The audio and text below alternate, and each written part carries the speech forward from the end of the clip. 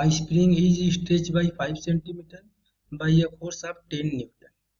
The time period of oscillation when the mass of 2 kg is suspended by it is. That means हमें calculate करना है time period of the spring mass system. And यहाँ पे हमें given है spring.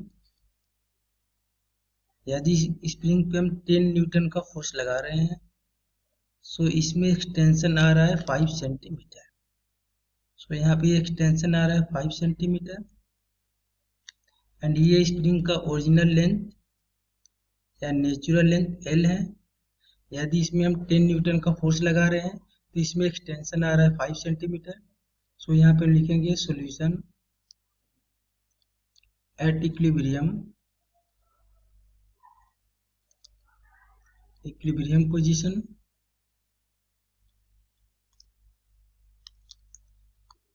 Wait लग रहा है 10 न्यूटन का एंड इसमें एक्सटेंशन आ रहा है 5 सेंटीमीटर का. सो यहाँ पे हम लिखेंगे वेट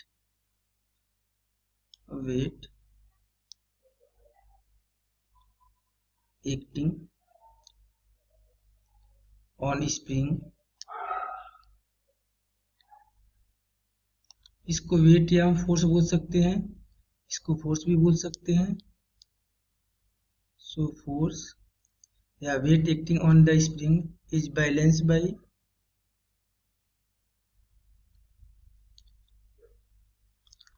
स्प्रिंग फोर्स. सो यहाँ पे हम लिखेंगे फोर्स लग रहा है 10 न्यूटन का. स्प्रिंग में एक्सटेंशन आ रहा है 5 सेंटीमीटर. सो स्प्रिंग फोर्स होगा kx. तो यहाँ पे लिखेंगे हम k into X and x का वैल्यू है 5 centimetre. So at equilibrium 10 newton is equal to k into X and x का वैल्यू है 5 सेंटीमीटर. सो यदि इसको हम मीटर में बदलेंगे तो हम 100 से डिवाइड कर लेंगे. ये 5 से हम 10 को कैंसिल कर देंगे 2 टाइम में. सो यहाँ से हम k इक्वल टू कैलकुलेट कर लेंगे. k इक्वल टू हो जाएगा 200 न्यूटन पर मीटर. अब इस स्प्रिंग से हम 2 kg मास को सस्पेंड कर रहे हैं एंड हमें कैलकुलेट करना है टाइम पीरियड.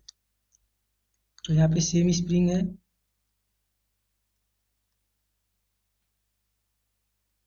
इस स्प्रिंग से हम 2 kg मास को कनेक्ट किए हैं एंड इसको यदि हम डिस्प्लेसमेंट करके यदि छोड़ देंगे तो ये block about mean position SHM करना स्टार्ट कर देगा. ये हो जाएगा plus A maximum displacement and ये हो जाएगा minus A maximum displacement from mean position. And ये पार्टिकल यहाँ पे SHM करना स्टार्ट कर देगा. एंड के का वैल्यू हम कैलकुलेट कर चुके हैं. के का वैल्यू स्प्रिंग के लिए है 200 न्यूटन पर मीटर. अब हम जानते हैं टाइम पीरियड का formula for spring mass system. So यहाँ पे हम लिखेंगे टाइम पीरियड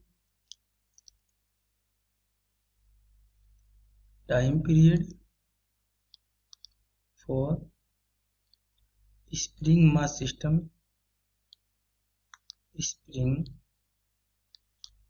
सिस्टम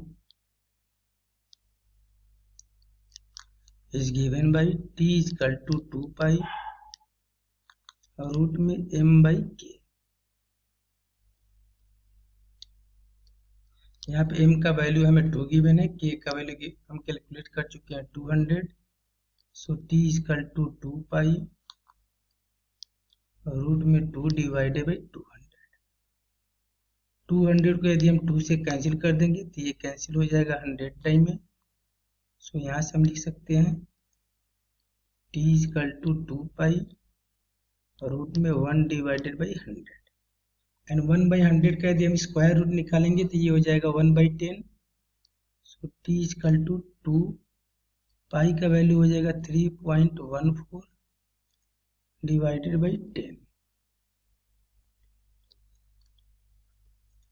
सो हम 10 को 2 से कैंसिल कर देंगे 5 टाइम में एंड 3.16 यदि इसमें हम 5 का डिवाइड करेंगे तो ठीक है यहाँ से वैल्यू आएगा 0.628 सेकेंड. ये हो जाएगा हमारा आंसर.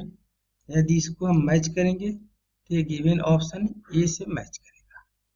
सो हमारा करेक्ट आंसर होगा ऑप्शन नंबर ए।